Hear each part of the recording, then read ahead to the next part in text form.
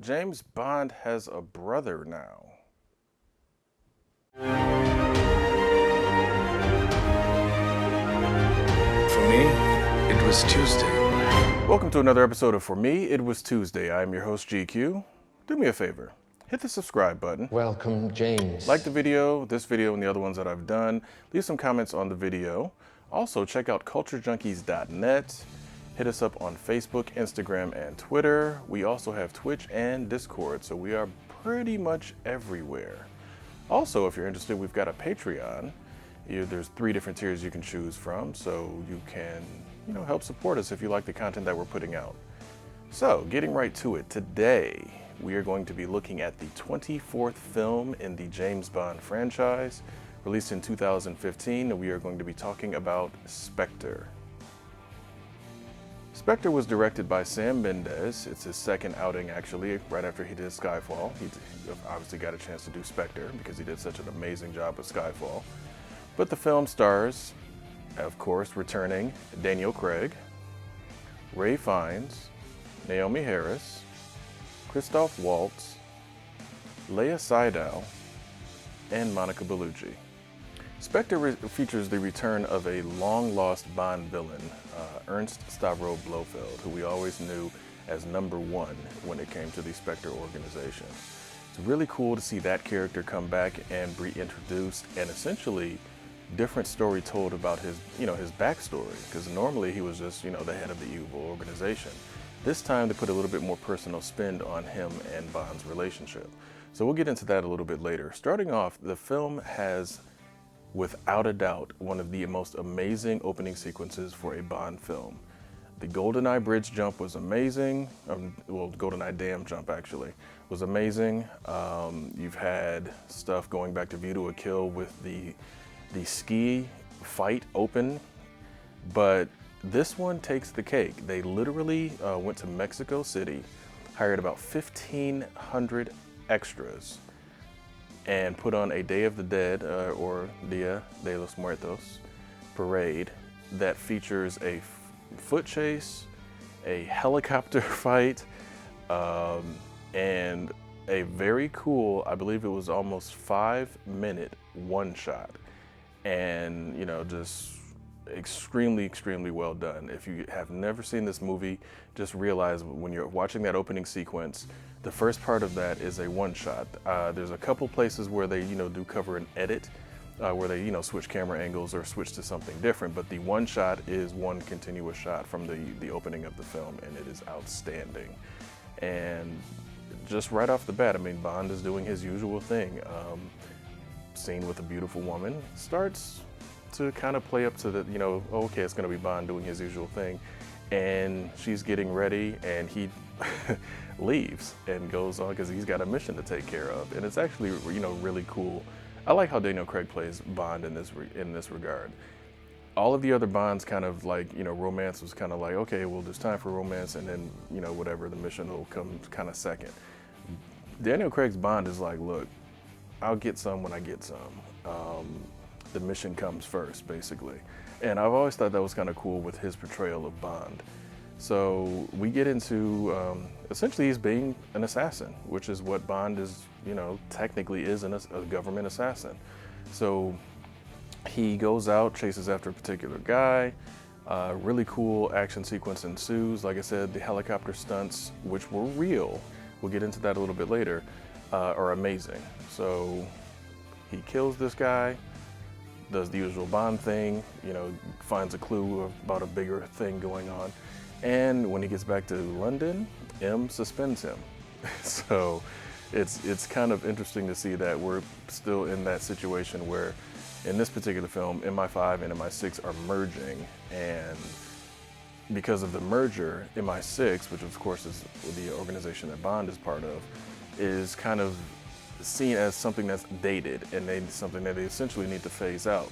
So M is basically kind of in hot water. It's like, look, man, they are basically breathing down our necks, and you get involved in an international incident in Mexico City, and they're trying to shut us down. So, kind of cool it.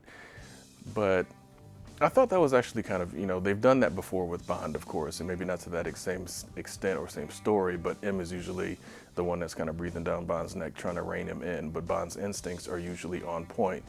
And the cool thing about this particular film is Bond is almost working with the other characters in a team-like format, something that they normally don't do. Bond usually, of course, is on his own. He might get help from Felix Leiter or people here and there, but for the most part, Bond works alone. And in this one, he's relying on like Moneypenny to do stuff because now his movements are being watched and he's restricted. He's relying on Q to do different things. So I thought that was actually pretty cool. We move in a little bit later in the film. We run into Monica Bellucci, who is a stunningly beautiful woman, who has actually got the distinction of being the oldest Bond girl in history. She was, I believe, 50 at the time of filming, and that puts her as the oldest Bond girl. And looking at her, you can barely tell. That woman is pretty much timeless. Her part was brief, but again, necessarily brief. So that was actually pretty cool, the whole situation that they had with her. And we get introduced to Christoph Waltz as Ernst Stavro Blofeld. Not calling himself Blofeld just yet, but we find that out later. Worst kept secret of the year when this film came out. And we also, in that same scene, get introduced to Dave Bautista as Mr. Hinks, who brings back the Bond Uber villain, which essentially is like more or less a tank, that similar to Jaws, how Jaws would always come back no matter what happened to him. Jaws was always, coming back and giving Bond trouble. Dave Bautista gets to kind of step into that role in this particular film, so that's actually really cool to see. I've always been a fan of Bautista anyway, but of course, obviously he went on later to become Drax in Guardians of the Galaxy and all that other good stuff, but he did an amazing job in this film, even though he only had one line in the entire movie, but it was cool. Moving forward, we see the return of Mr. White, who has been in the Daniel Craig Bond since Casino Royale. So very cool to have a recurring character who is actually, I'm not even going to give away any of those story details just in case people haven't seen it. But Mr. White is back. He has a daughter. Bond needs to protect his daughter. That's all you need to know about that. And what I did truly enjoy about this film is the action pieces are top notch. You have a very cool car chase between the exceptionally gorgeous Aston Martin DB10 and a Jaguar that I believe Dave Bautista's character is driving through nighttime Rome. Awesome sequence. You have a plane chasing cars, which turns into a crashed plane crashing into cars chase sequence. You have, I believe, in the Guinness Book of World Records, the largest explosion on film, ever done in this film. You have, like I said, that enormously awesome opening sequence in Mexico City. So again, Bond movies open up a lot of doors when it comes to getting permits, getting permission from cities, and a wide berth of, hey, there's a Bond film going to be made here, we're going to be famous. So I think with this particular film, they took full advantage of that, and I love that they did, because it's awesome what you see in this film. As far as the 4K transfer goes, perfection. That's all I can really say. The 4K transfer is amazing, especially you'll notice it right off the bat. If your TV is set up properly and you've got 4K, good 4K Blu-ray player, the color, just everything in the scene, everything on screen is amazing in that opening sequence, and it looks just perfect. And the extras on the Blu-ray include an entire featurette about that opening sequence. It's about a 20-minute featurette.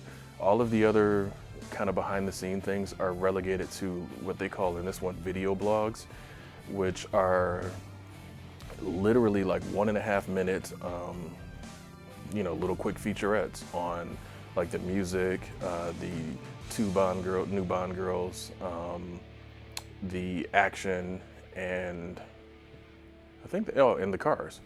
But like they're all super short. So I mean, I kind of wish they would have fleshed those out a little bit more, but I mean, it is what it is. It's no big deal. So, Daniel Craig, awesome Bond. This would be the end of this particular collection because, of course, No Time to Die was supposed to come out this year. It didn't, but you know, when it comes down to it, Spectre is a great Bond film, in my opinion. Now, a lot of people said that they did not necessarily like the little twist that was thrown in with Blofeld and Bond being, you know, having a stronger connection. I didn't mind it so much because, again, I like Christoph Waltz as an actor, and the way he plays the older stepbrother, basically, type of tormenting, torturing, you know, messing with Bond constantly. I thought that was actually pretty cool. Another funny thing, the opening sequence features flashbacks to some of the other Bond villains that were in the rest of the Daniel Craig history, which is actually pretty cool. And it features, I believe, the first instance of tentacle porn. Well, not true porn, but tentacle fetish, whatever you want to call it, anime tentacle stuff, in an opening sequence for a Bond movie. So this movie's breaking a lot of records and setting a lot of odd precedents, I guess. But I'm going to leave you guys with these final words. For many of you out there, when Bond got to his 24th film, especially after Skyfall, you were wondering, how are they going to top it? What are they going to do? Because the Skyfall was just crazy. They killed M and replaced M, and you know, Bond was broken and pretty much beaten down to his worst. And then you get into Skyfall, excuse me, and then you get into Spectre, two movies with S names, very close. So you get into Spectre, and you see that Bond is in rare form. He is basically the Bond that you remember from the moment Dr. No started and moving in from Russia with Love and Goldfinger and on and on and on. So we get into Bond in his prime, essentially, doing Bond things, being the best that he can possibly be. And you found out that, hey, Daniel Craig is still got it. He's still an amazing Bond. And some of your doubts were hopefully alleviated. But for me, It was Tuesday. I'll see you guys next time. Hey, this is GQ. I want to give a shout out to DeMarcus Smith, who is a Culture Junkies level patron. Appreciate you for your support. And you guys, hey, if you want to get a shout out in here, just check out our Patreon and you'll find out exactly how that can happen.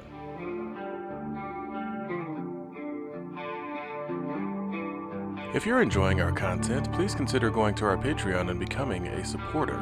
There are different tiers to select from, and we thank you for your support. Culture Junkies!